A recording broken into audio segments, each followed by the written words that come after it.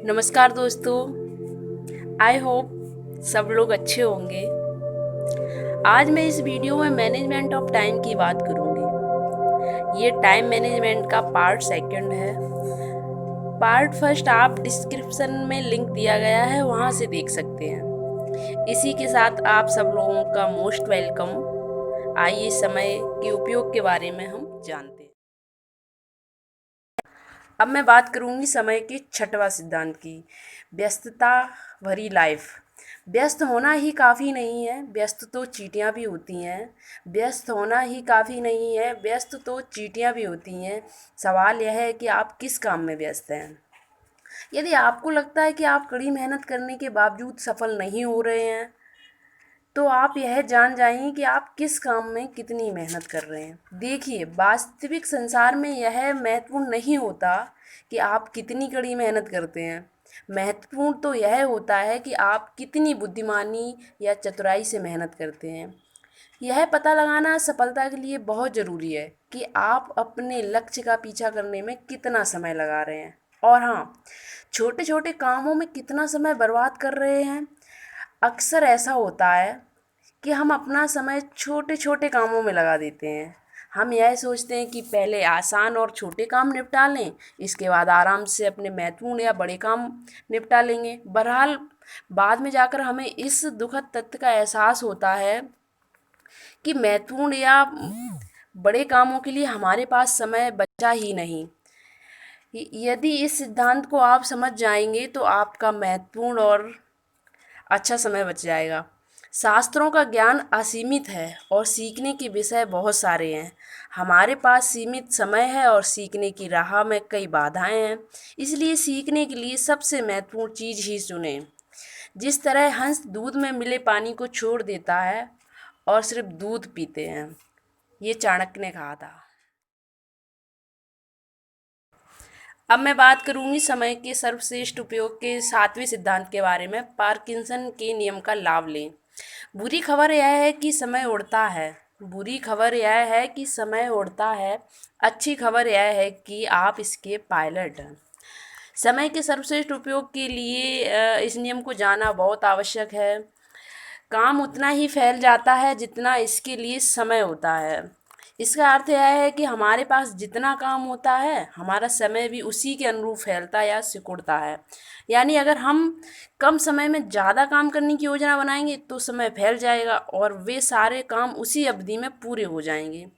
दूसरी ओर अगर हम उतने ही समय में कम काम करने की योजना बनाएंगे तो समय सिकुड़ जाएगा और उतनी ही अवधि में हम काम कर पाएंगे। लक्ष्य जितना बड़ा होगा, उपलब्धि उतनी ही बड़ी होगी। काम की प्रकृति से भी समय फैलने या सिकुड़ने का संबंध होता है। जब किसी काम में हमारी रुचि होती है तो वह काम जल्दी हो जाता है। दूसरी ओर जब किसी काम में हमारी रुचि नहीं होती है तो वह देर से होता है। इसलिए यह कहा जाता है कि वह व्यक्ति सौभाग्यशाली है जो अपने काम से प्रेम करता है, क्योंकि वह कम समय में ज़्यादा काम कर सकता है, ज़्यादा अच्छी तरह से काम कर सकता है और इस वजह से ज़्यादा सफल भी हो सकता है। हर दिन इस तरह जिए जैसे यह आपका आखिरी दिन हो। समय के सर्वश्रेष्ठ उपयोग का आठवां सिद्धांत, अपने प्राइम टाइम में काम करें। सही समय पर पत्थर फेंकना गलत समय पर सोना देने से बेहतर है। आइए एक एग्जाम्पल के द्वारा इसे समझते हैं। टेलीविज़न पर प्राइम टाइम में यानी रात 8 बजे से 10 बजे तक विज्ञापन की कीमत सबसे ज़्यादा होती है, क्योंकि विज्ञापन उतने ही समय का रहता है परंतु इसकी कीमत बढ़ जाती है। कीमत बढ़ने का कारण सिर्फ यह होता है कि वह विज्ञापन प्राइम टाइम में प्रसारित किया जाता है, जिससे इसे ज़्यादा दर्शकों द्वारा देखा जाता है। तो यही हमारे जीवन में होता है। आपका प्राइम टाइम चाहे सुबह का हो या रात का, महत्वपूर्ण बात इसे पहचानना है। आपका प्राइम टाइम कौन सा है, यह पहचानना इसलिए ज़रूरी है ताकि आप अपने समय का सर्वश्रेष्ठ उपयोग कर सकें। अपने सबसे महत्वपूर्ण या रचनात्मक काम इसी दौरान करें ताकि वे अच्छी तरह से और जल्दी हो सकें। अपने प्राइम टाइम में झुटपुट काम करके उसे बर्बाद ना करें, क्योंकि झुटपुट काम तो आप बाकी के समय में भी कर सकते हैं। ध्यान रखें, वह व्यक्ति ज़्यादा सफल नहीं होता जो दिन में 8 घंटे काम करने का लक्ष्य बनाता है।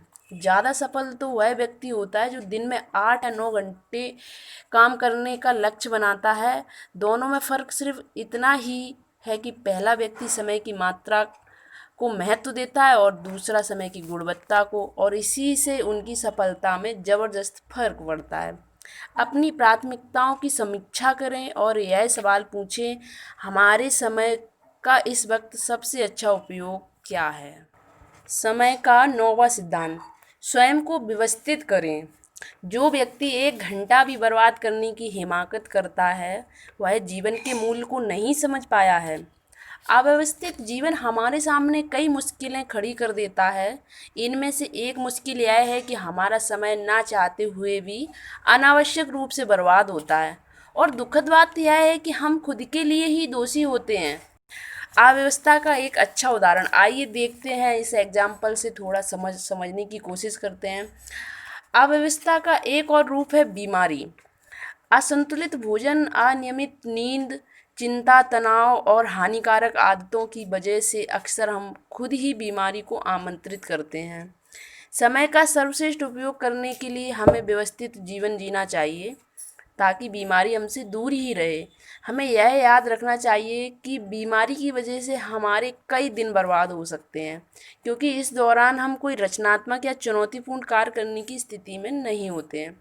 बीमारी की वजह से समय की बर्बादी दुखद है, क्योंकि संतुलित आहार तथा नियमित व्यायाम द्वारा अधिकांश बीमारियों से बचा जा सकता है। यह ध्यान रखें कि अगर आपकी दिनचर्या व्यवस्थित है तो आपका जीवन भी व्यवस्थित होगा, और जब आपका जीवन व्यवस्थित होगा तो आप सहजता से समय का सर्वश्रेष्ठ उपयोग कर पाएंगे।